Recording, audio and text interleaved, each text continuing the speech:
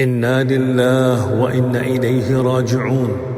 إن القلب ليحزن وإن العين لتدمع، ولا نقول إلا ما يرضي ربنا، وإنا على فراقك لمحزونون.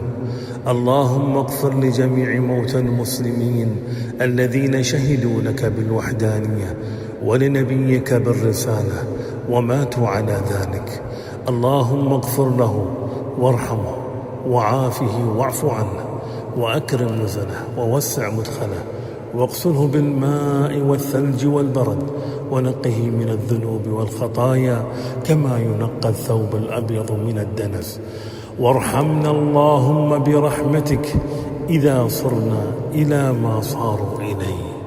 اللهم اغفر له، اللهم اغفر له وارحمه برحمتك يا أرحم الراحمين.